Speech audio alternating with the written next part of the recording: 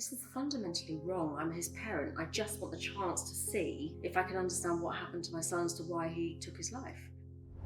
In the summer of 2022, Ellen came home to find that her son Jules had tragically and mysteriously passed away. I remember opening the door and saying, "Hey buddy, what are you doing?" And I thought he was joking around, and then I just screamed and screamed and screamed. Leaving her desperately searching for answers. It just doesn't make sense. But when she tried to access his social media accounts, she found herself blocked at every turn by tech giants. As a parent, you have no legal right to see your children's online social media data. That's shocking. I'm just one mum desperately trying to make a difference in memory of my son.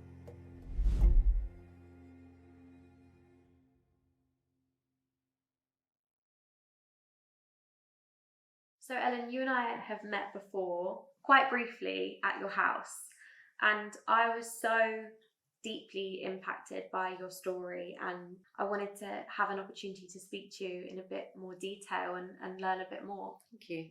Can you talk to me about what happened that day in April 2022? So I had been out horse racing in Cheltenham for the day. I'd spoken throughout the day to my son, Jules, who was with friends. I said, "Have you eaten? We've had a pizza, Mum." Couldn't start the fire pit, so I used your nail varnish remover. And I remember saying, "Oh God, Jules, just be careful." He'd just been hanging out with his mates, and I'd spoken to him throughout the day, which was normal. He'd been laughing. You can see on our security camera him saying goodbye to his best friend at 8:46, and he laughs and says, "See you later, Mont," which is his last words, and walks into the house. What age was Jules at this time? 14. So he was almost 15. So I didn't think he was too young to be left on his own. I was babysitting at that age, and I'd spoken to him about an hour before and said, "I'll be home in I'd actually said I'll be home in half an hour. It was an hour before I got home, which was then too late. Talk to me about that moment when, you pull up home, you walk through the front door, and you notice that something isn't right. So yeah, I walked in, we were still laughing, we'd had a really nice day. I went straight up to Jules' room, and as I always would have done, I remember opening the door and saying, "Hey buddy, what are you doing?" And found him unconscious in his bedroom. And I thought he was joking around, and then I just screamed and screamed and screamed.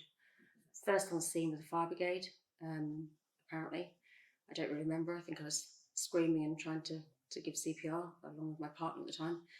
And then they took over, and then they eventually said we'd have to stop. Even if we brought him back now, he'd be brain dead. Oh my God. I can't even explain how horrific it was. It was horrendous. I don't remember a single other question they said to me. I can imagine a lot of that night is a blur. Yeah. They eventually, the senior investigating officers sat on Jules's bed. Jules was lying on the floor. I was one side and Matt, Jules's dad, was the other. And he asked me where I'd put the rope. It was to his dressing gown cord. And I said, "I don't remember." He said, "You must remember. Where'd you put it?" And I went, "I don't remember. I took it off his neck." And they said, "You must remember." He was a really aggressive guy, and I got really panicky, saying, "I don't remember. I just wanted to make him breathe." We were questioned for a while then. Obviously, they have to rule out whether we were involved, which I understand. But the way he went about it was particularly harsh. I do remember saying, "Can I use Jules's dressing gown and cover him up?" Because he was getting cold and I didn't want him to get cold. So I pulled his dressing gown up to his neck. And apparently I was taken out of the room after they'd stopped working on him because I was so beside myself. And somebody came up and said, "We're going to bring his body down. He'll be on a stretcher, but we won't cover his head." And then we had to get in the ambulance with him and sit for, I don't know, it felt like forever, probably about 40 minutes, going to Gloucester Royal. And Matt, Jules' dad, and I were saying, just sit up, Jules, just sit up. You need to just sit up. And obviously by that time he was already dead. I can't even begin to imagine the pain. Yeah. Do you know what happened to Jules that night? I know how he took his life because I found him. I don't know why, and it doesn't make sense. So we went to the inquest, the police did their investigation, and they said they couldn't be certain Jules was in a suicidal mood, and so it's a narrative of how he took his life on his death certificate. There was no mental health issues that anybody was aware of. There's no sign of any depression, so it doesn't actually say suicide on the death certificate. Should we talk about Jules as a gorgeous little boy that he was? Because I want to get to know Jules, the little boy you remember. He was the most quick-witted, loveliest boy. We just used to laugh together. We'd enjoy cooking. He always wanted to be a chef. Very bright. You know, I'm dyslexic, so I was always worried that he would take my dyslexia, but he wasn't dyslexic. We always say he took English from his dad and maths from me. But we split when Jules was 3 years old, and Matt and I said we chose to have a child together. He always comes first. And so we always put him first. We had Christmases together. We'd always do things jointly. It was our child. We just were no longer living together, but we were still friends, and we still are now. I love that you've got such a strong relationship with him, and that must have meant a lot to Jules as well. Yeah, and we always had a team WhatsApp group called Team Sweeney, so that he couldn't play one of us off against each other. So because he'd say something like, "Well, Mum says I can stay out till 8," and I go, "No, I didn't say that," you know. And so we always had a group WhatsApp to go, "No, did you actually say that?" So yeah, he knew where he stood, and we always tried to back each other up. But yeah, it's important. I think if you choose to have a child, they come first. And I remember when we met before, you told me about, was it the rocks? The stones. The stones. So when Jules started primary school, he was given a little bag with a rough stone in it, a normal sort of stone, and a shiny stone. And it was encouraged that you would then get your child to talk about the rough bit or the hard part of the day, the medium, normal bit of the day, and the shiny bit, the good bit. And when he was younger, we used to get these out and do it at bedtime. But we had a ruling that I had to do it too. So it's like, what was the best bit of the day? And sometimes it's difficult to think of something, and he'd go, "Oh, I had this most amazing pepperoni pizza, Mum," or something. And then other times it was more serious conversations. And sometimes he'd come out with, "Well, actually, you know, it's a bit difficult. I fell out with so-and-so at school." And then we'd talk about it. And I think it was such a lovely way to get children to talk. And as much as he became a teenager and didn't really want to, he still would do it with me. And we did that from when he was 5 at school up until he died at 14.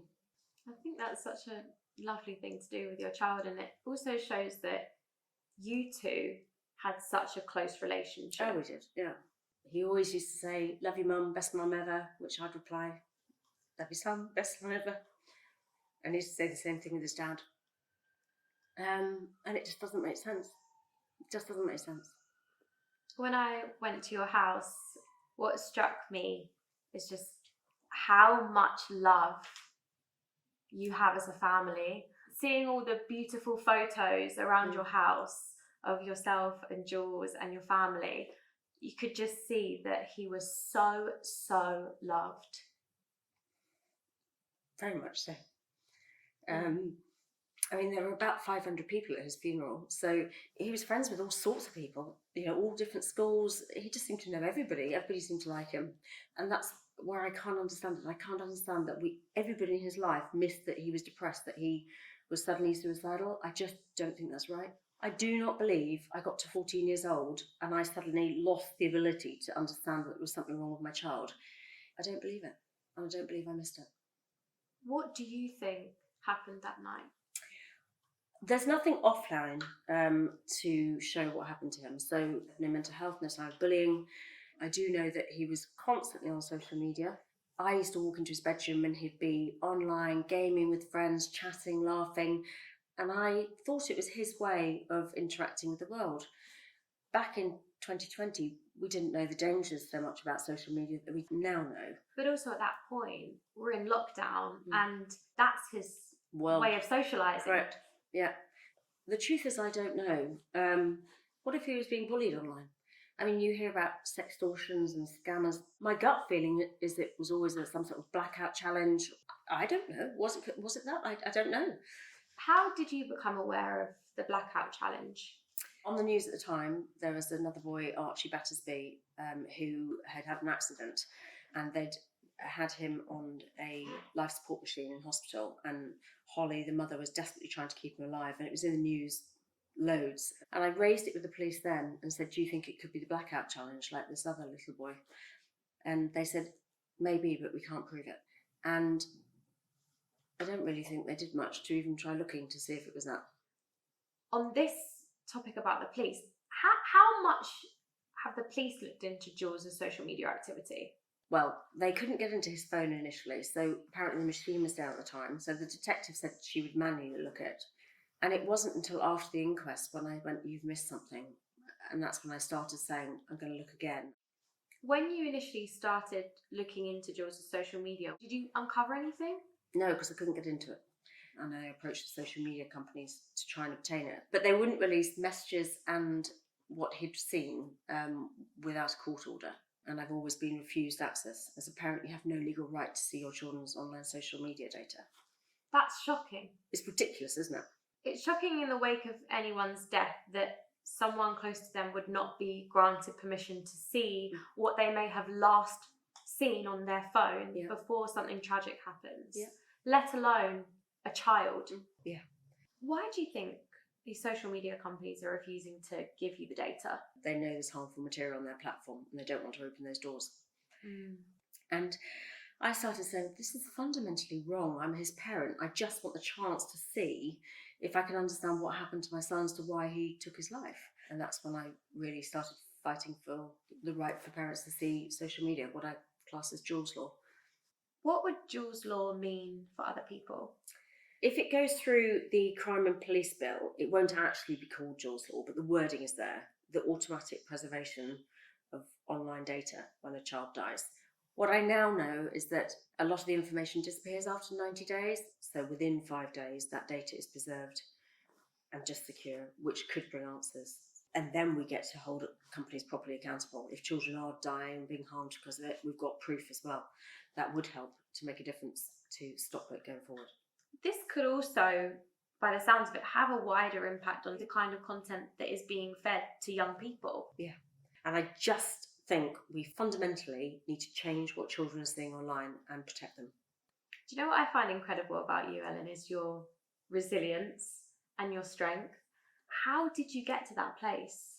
Go through rock bottom, first of all. I mean, the pain is so horrific constantly that I looked to numb it, and I drank an awful lot because you just want to blur the pain. And I went to rehab and they actually said to me, if you carry on drinking, you'll lose the most important people in your life. And I went, already have. And they said, if you carry on drinking, you might die. And I went, I don't care. You know, people don't see me curled up in a ball, crying my eyes out, thinking, I never got to see you pass your driving test, never got to see your GCSE results. There's all these never evers with a child. I'm never going to be a grandparent. I'm never going to, my whole life has changed forever. But I'm doing this because unless I do it, I'm not going to change it. What has it been like for you having to do all this investigating yourself, also in the midst of grief? It's been a full-time job I never chose, and it's been hard. And it's reliving it over and over and over. It's reliving that trauma all the time. And I know I struggle with a lot of PTSD. Things don't go smoothly. I did sell my company to just focus on getting answers for Jules, which is what I wanted. I'm going to at some point have to get a job. I've had a relationship split. I've got a whole load of other stuff going on as well that is incredibly hard. But that, I'm doing this. I want answers and I want to change the law. Is there still a possibility that you could get those answers for Jules? Well, today we've literally just filed the paperwork with the Attorney General this morning. I've got a email on the way here. So the only way I can get Jules's data is to get a court order. And the only way I can get a court order is to reply to the Attorney General. So that was filed this morning. And if I got it wrong, I will hold my hands up and say, I completely missed oppression. And we all did, his grandparents, his friends, everybody. But I don't think we did. How will you feel if all your campaigning, it pays off and it finally becomes a reality? I will be pleased that I've changed the law. But I don't get the reward I want of Jules walking back in the door. I'll never get that. So then I guess I need to then focus on how we stop children dying. That would then be my next focus. I feel very much like a fraud. I'm just one mum desperately trying to make a difference in memory of my son.